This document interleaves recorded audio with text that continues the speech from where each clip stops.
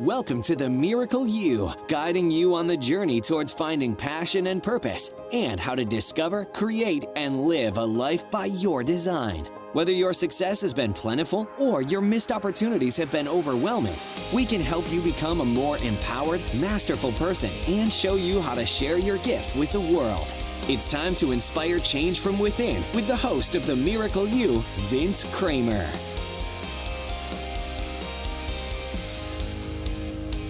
Hello, everyone. We are your hosts, Mary and Vince Kramer. Welcome to Waking Up, where we share discussions, insights, and information about science, spirituality, and living a life of your design. Hi, everyone, and welcome to this episode of Waking Up with Vince and Mary. I am really thrilled to share this episode with you. In our book, Awakening Through Moments of Choice, there are many concepts shared that are pertinent in living the life you are meant to live and the life of your desires.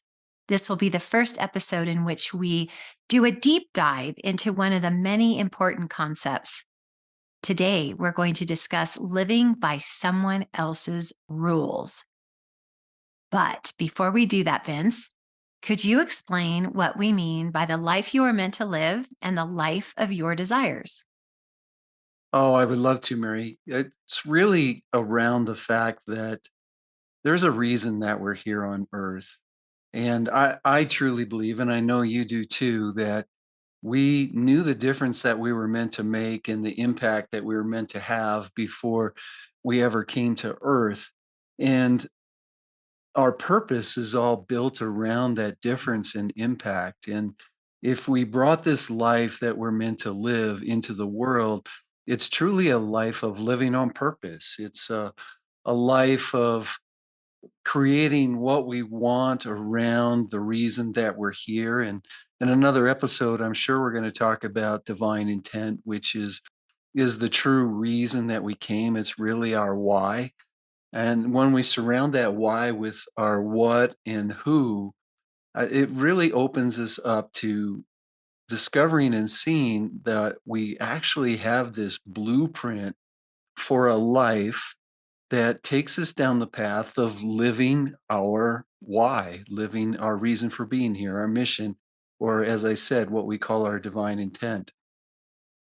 And it's really about us knowing that we're here for this reason, and if we live our reason, then other people are going to be able to learn and live theirs, which then opens us all up to living at a higher vibration.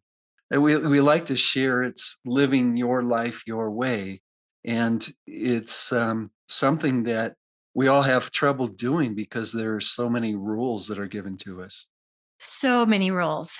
I love how you shared all of that and explained it. And that takes us to the topic of this episode.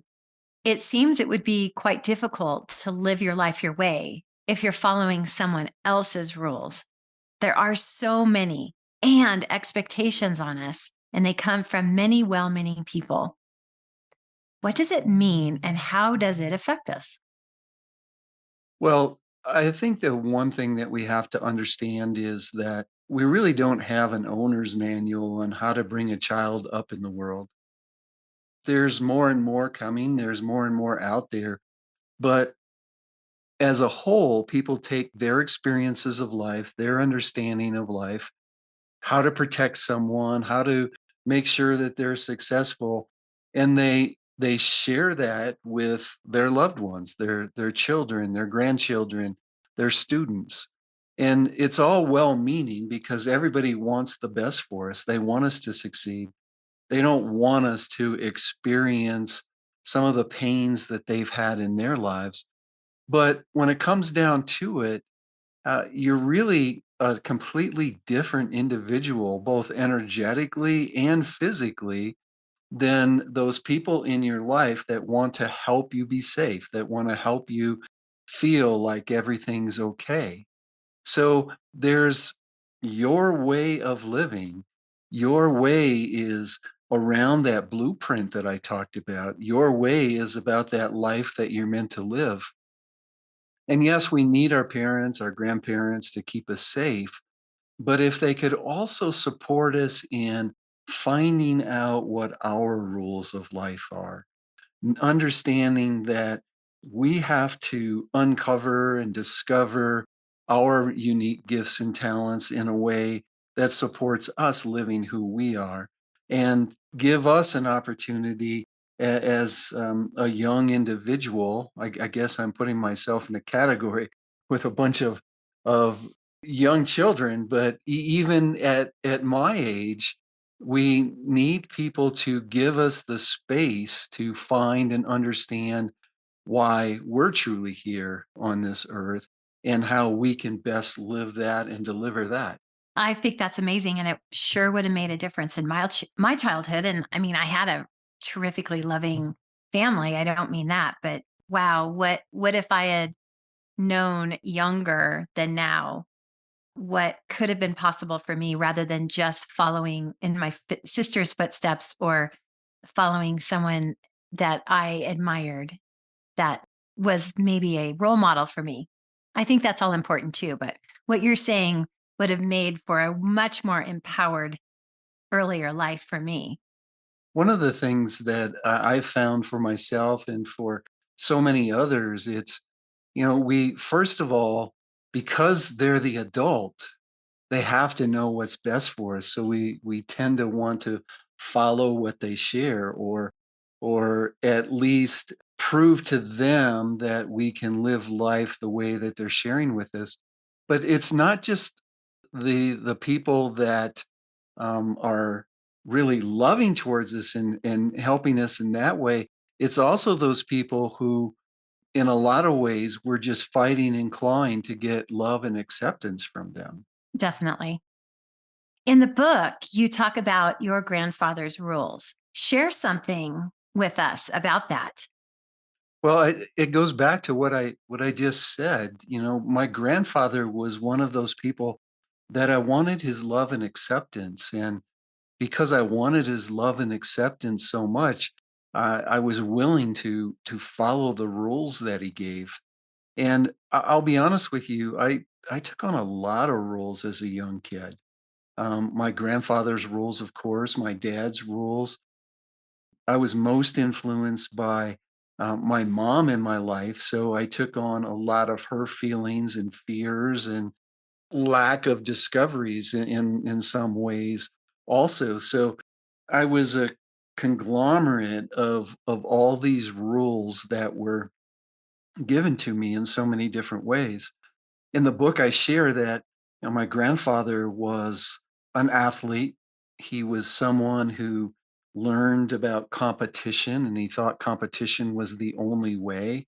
And he was not satisfied with really anything that I did or anything that my brothers did. I can't talk about his kids, but he was my step grandfather. My mom's dad died when she was two. So I was around this, you've got to compete, you've got to be better than everyone else. And I know now, I didn't know it at the time, but I know now looking back that all he was trying to do was make me strong. All he was trying to do was help me see that if I worked harder than everyone else, if I competed against them and tried to be better than them, I was always going to succeed.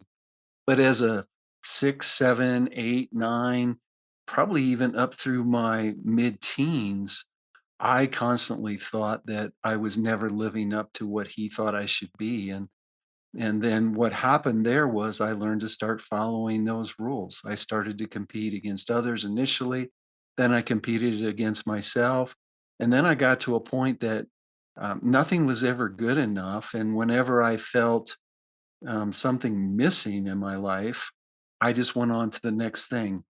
What could I accomplish? What could I do? What job could I get? And then Grandpa's rules really sucked me into never being satisfied, never being happy, and really being pulled away from that life that I was meant to live. How about you? What's some of your examples? Oh, I'd love to answer that. But before I do, you mentioned something that was really interesting about in the rules conversation, how much you were influenced by your mom's fears. So, do you think that fears give us rules, or do you think fears make us follow rules? Well, I think a lot of our rules are all entailed in our belief system.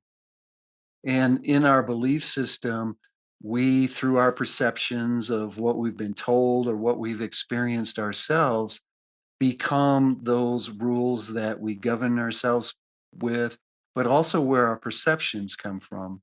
So the fears that I'm sharing about what my mom taught me and her rules was, nobody can love you exactly the way you want to be loved. And that was probably one of the biggest ones. And that was her fear that she was never going to be loved. She was never going to be lovable, and that became then a belief that I took on just because I heard it so much.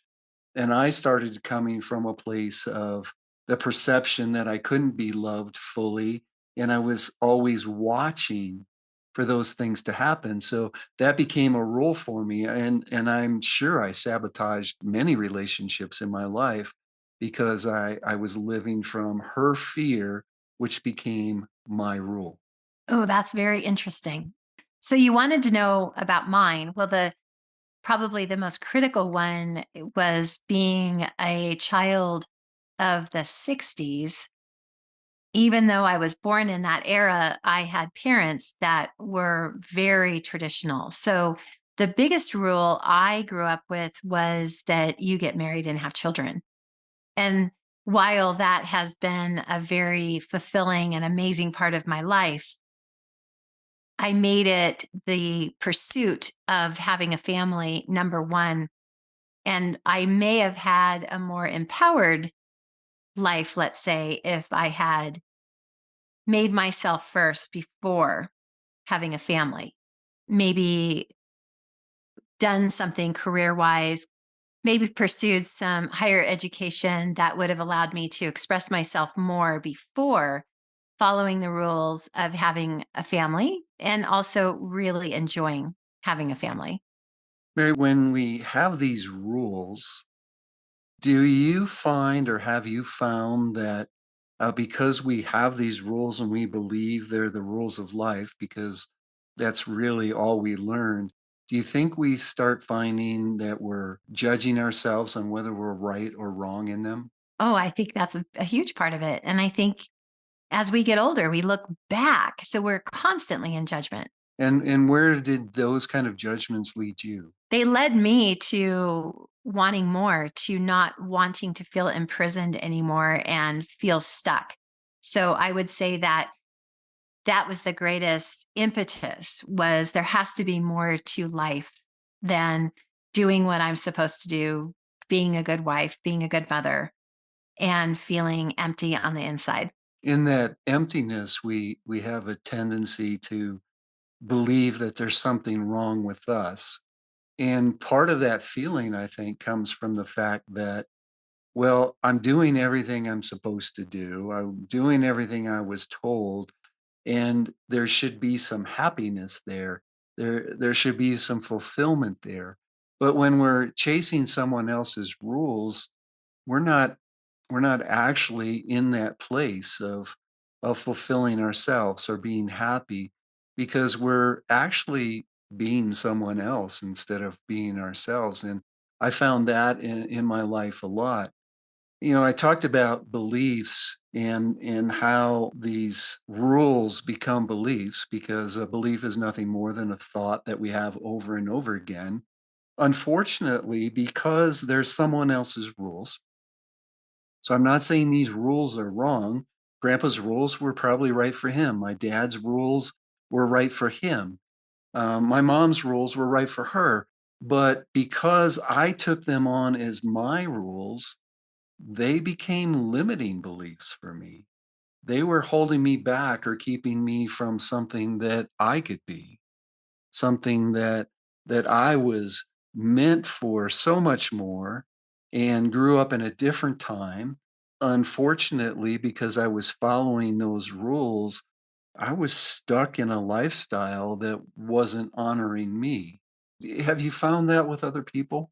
Oh my goodness. I found it with probably everybody I know. And a lot, in real estate, you get to talk to people and maybe we don't go into their life story, but you can certainly see it. I've certainly observed it. And then in our work together, we both have worked with people that resonate with that deeply. I think the other thing that we don't understand as a society is that we are all unique. There is no one in the world just like us. And because of that, we can't follow other people's rules. We have to find our way on the journey. And I wish we could get to a place and a time where we're all supporting each other in finding our rules, giving our children a little bit more understanding of, okay, what makes you feel good? Not what satisfies your needs right now, but what makes you feel good in the long run? What makes you feel good about what you're doing and who you're doing it with? Because I think that would open other people's eyes to the fact that we do have our rules that we need to develop and follow so we can live more of who we are.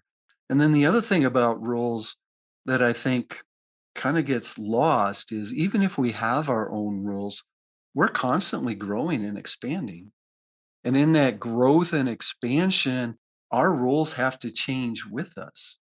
There's a lot of things that I do now that I never would have done in my past, ways of looking at myself and being able to uncover things about me and then share them in the world.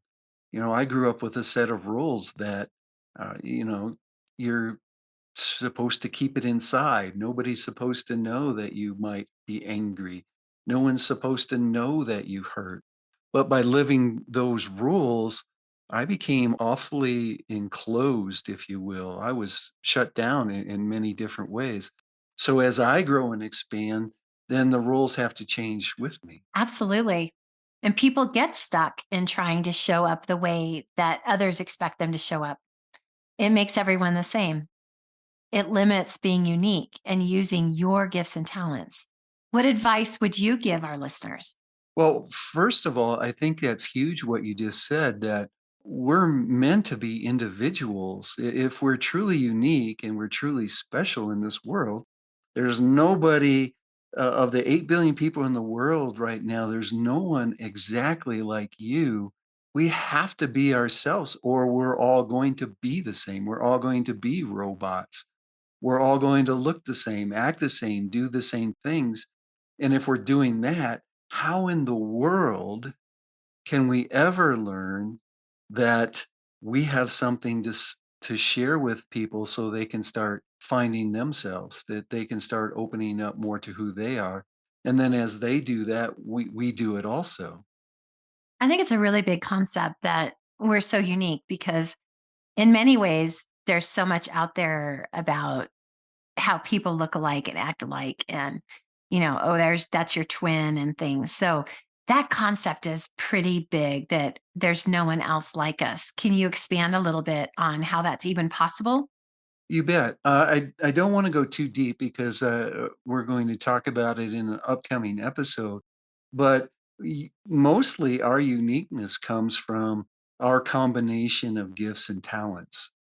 And it's not that there isn't someone in the world that doesn't have that gift, or someone in the world that doesn't have the other gift that I have, or someone in the world that doesn't have the third gift. But when you put the combination together, that's where the uniqueness comes from. And our gifts and talents are developed and discovered through our experiences of life. And the most interesting thing about that is our perceptions of life come from that belief system. So as we're perceiving life and the circumstances in it a certain way, we need to develop an understanding about how we're perceiving that circumstance.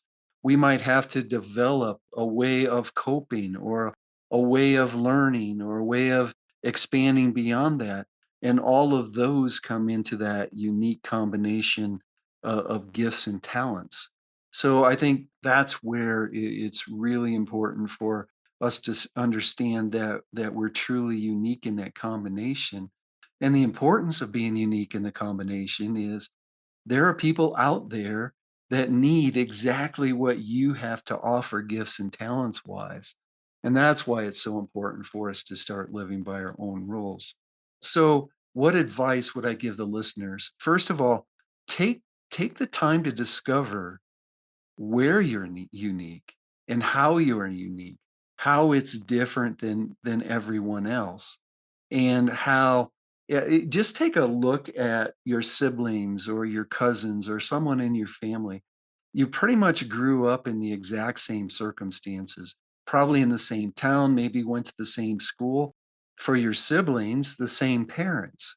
But notice how you all perceive something differently. You all look at things in a different way. So if you can discover where you're different and unique and special from the people around you, then you can start, first of all, accepting the fact that, okay, maybe I do need my own set of rules. I am unique. And can I find the rules? Can I develop my rules? Can I put together my rules to be able to live that blueprint that we mentioned earlier in the podcast, of living the life that you're meant to? The other thing I think is hugely important is learn to tap into your answers. We all have this ability. Some people call it our intuition. Some people call it talking to their guides. But we all have this ability to tap into this unlimited knowledge of the universe.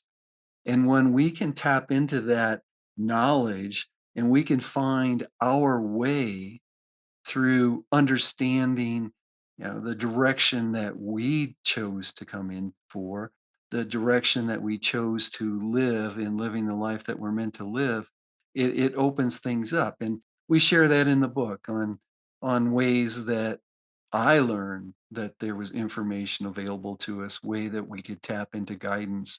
And I think as you read through the book or you listen to the podcast in later episodes, you'll learn a little bit more about tapping into guidance. But I think finding your own answers is the important thing, because if we just accept the answers around us, we accept the way that life is described to us around us, that's all we're going to do is live life at that level.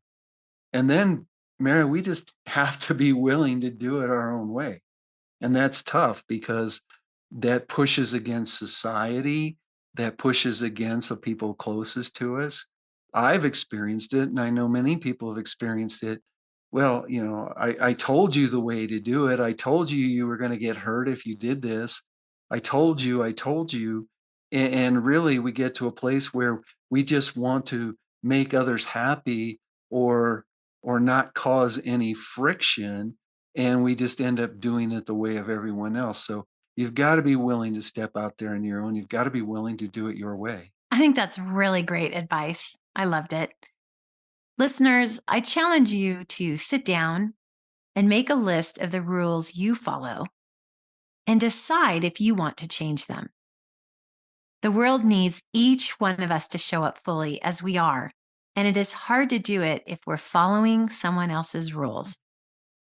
I can't believe it is already the end of our time together, Vince. We know today's topic is important for all of us as we choose to live the life we are meant to live. If you want to learn more about Imagine Miracles and other topics about living your unique purpose, please go to imaginemiracles.com. And as always, you can get our best-selling book at amazon.com. Until the next time, we want each and every one of you to have a miracle day, enjoy your life, and find your rules. You've completed this episode of The Miracle You, but we have plenty more to help you discover your own personal passion and purpose. Head over to themiracleyou.com for free resources to assist you on your journey, as well as register for our free webinar, Discover Your Miracle Life, 3 Mind Awakening Steps Toward Your Unique Purpose, or apply for a one-on-one Your Life, Your Way breakthrough session and discover your next best step on your journey. All available exclusively on our website. That's themiracleyou.com. We look forward to sharing more experiences of passion, purpose, and life by design next time, right here on The Miracle You.